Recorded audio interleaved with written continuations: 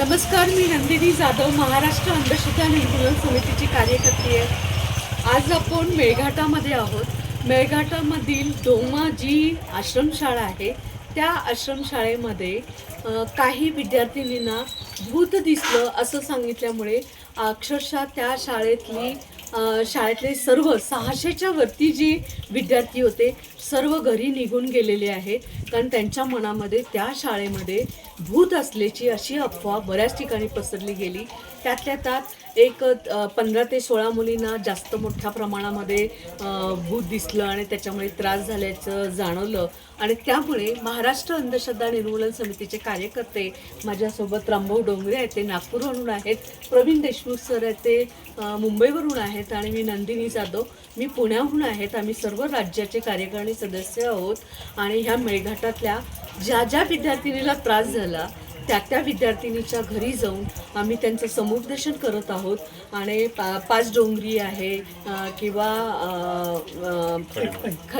खडीमल याच्यामध्ये जाणार आहोत, चुनकडी आहे, एकताईमधल्या 6 मुलींचं आम्ही प्रबोधन केलेलं आहे।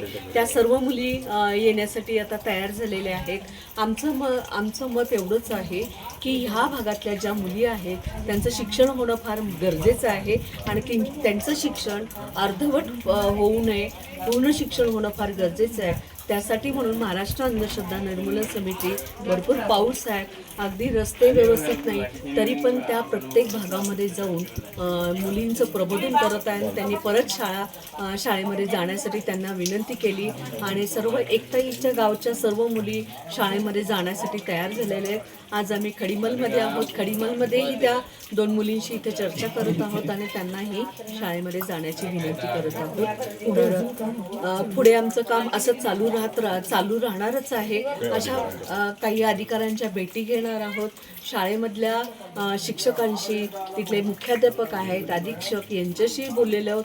त्या शाळेमध्ये स्वतः आम्ही राहिलेलो आहोत, त्याच्यामुळे त्या ठिकाणी भूत वगैरे असं काही नाही आहे, पण ती एक मुलांच्या डोक्यामध्ये भीती बसलेली आहे आणि ती अफवा आहे। त्याच्यामुळे सर्व विद्यार्थ्यांना मला एक विनंती करायची आहे की असं भूत वगैरे कुठे नसतं, तर आपलं शिक्षण महत्त्वाचं आहे आणि शिक्षण घेण्यासाठी आणि शिक्षण पुन्हा आपलं चालू करण्यासाठी परत शाळेमध्ये जावे अशी मी महाराष्ट्र अंधश्रद्धा निर्मूलन समितीच्या माध्यमातून आव्हान करते।